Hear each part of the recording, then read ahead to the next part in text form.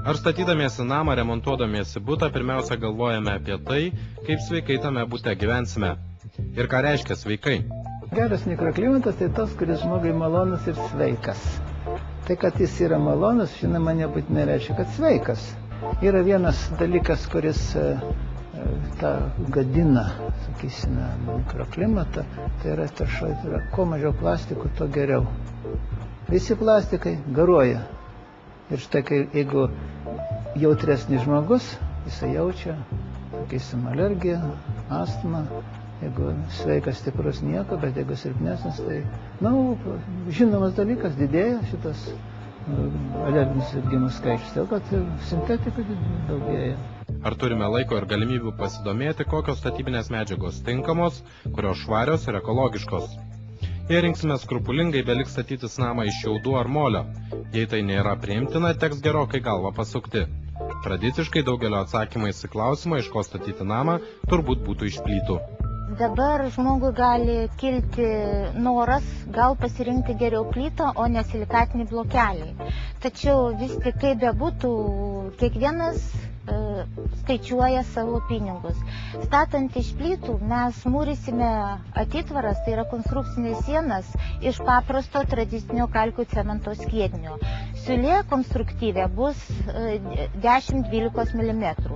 Naudojant silikatinius blokus arko, sienos mūrėmos iš arko blokelių ir mūrėmos tik tai horizontalės siūlės, reiškia vertikalios siūlės susideda viena į kitą.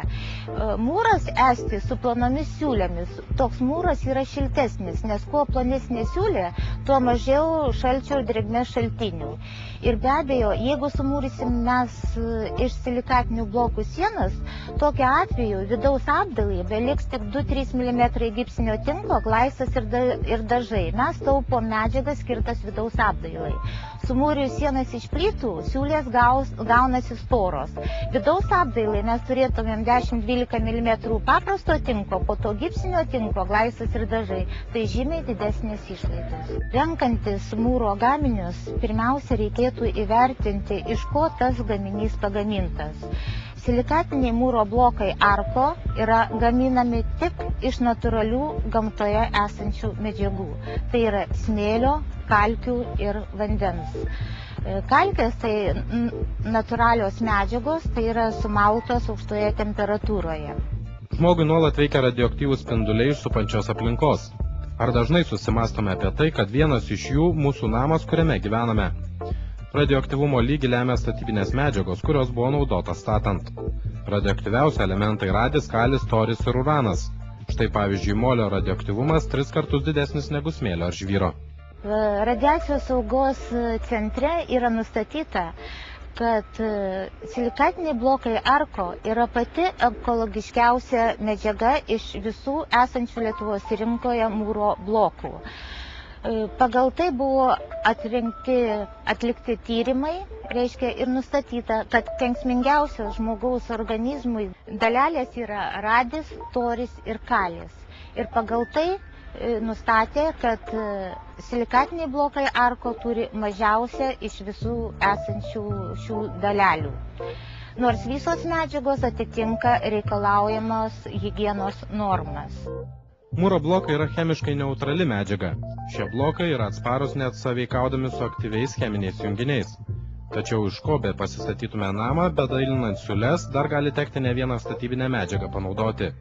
Be to, nereikia taip grėsmingai ir giliai ieškoti galimų blogos savijautos namuose priežasčių. Triukšmas, blogas oras, tai irgi ne į mūsų sveikatą. Silikatiniai blokai pasižymi tuo, kad jų yra didžiausias tankis.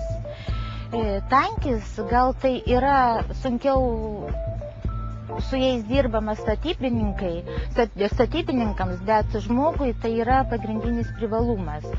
Reiškia, kuo didesnis tankis, tuo medžiaga daugiau absorbuoja triukšmą.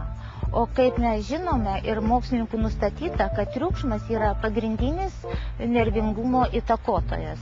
Tai galima teigti, kad silikatiniai blokai arko ir iš jų pastatytos sienos sulaiko visus nepageidaujamus triukšmus ir žmogus gali ramiai ilsėtis po darbo.